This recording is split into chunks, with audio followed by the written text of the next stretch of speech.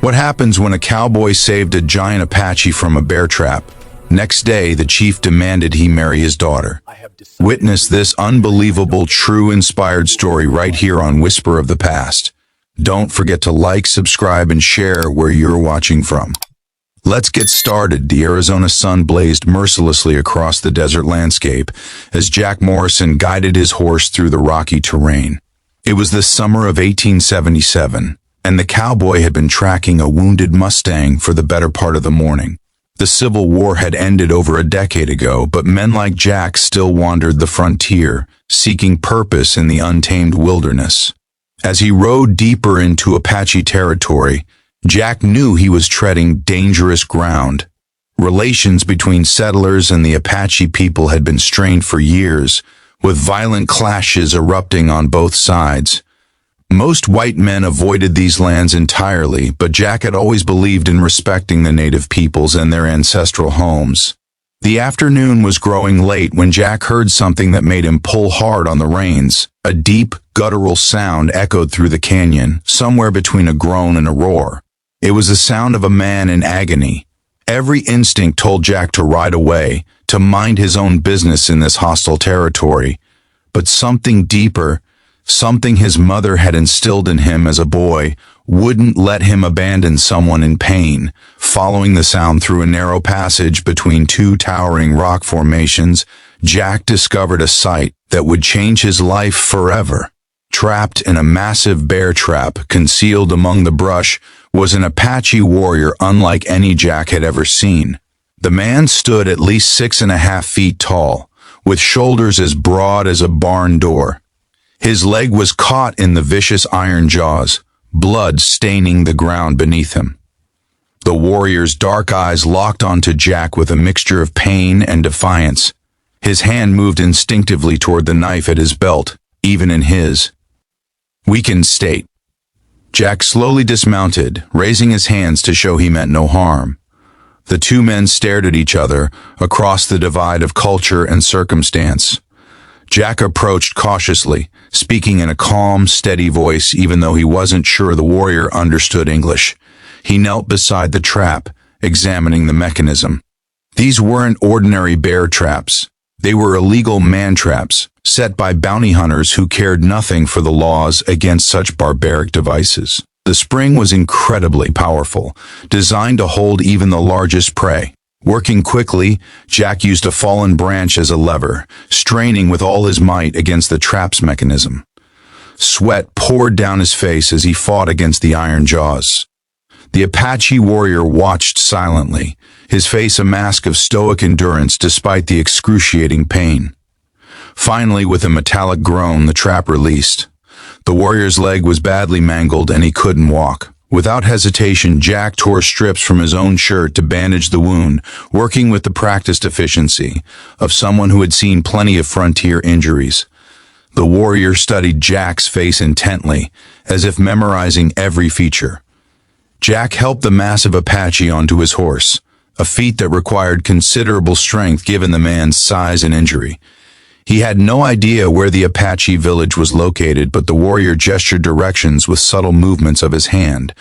They rode for nearly 2 hours through increasingly difficult terrain, the warrior occasionally pointing the way despite his obvious pain. As the sun began its descent, they crested a ridge and below them lay an Apache village. Almost immediately, warriors emerged from the camp, their weapons ready. The injured man called out in his native tongue, and the hostile postures immediately shifted to concern. Jack was surrounded, but not threatened, as they helped the warrior down from the horse. An older man, with silver-streaked hair and a presence of undeniable authority approached. This was clearly the chief, and his eyes moved between Jack and the injured warrior with keen intelligence. The rescued man spoke at length in Apache, gesturing toward Jack and his wounded leg. The chief listened intently, then turned his penetrating gaze upon the cowboy. To Jack's surprise, the chief spoke in accented but clear English. He thanked Jack for saving his son's life, explaining that the injured warrior was not only his firstborn, but also the tribe's greatest fighter and hunter. The chief insisted Jack stay the night as their honored guest, an offer that was clearly not optional.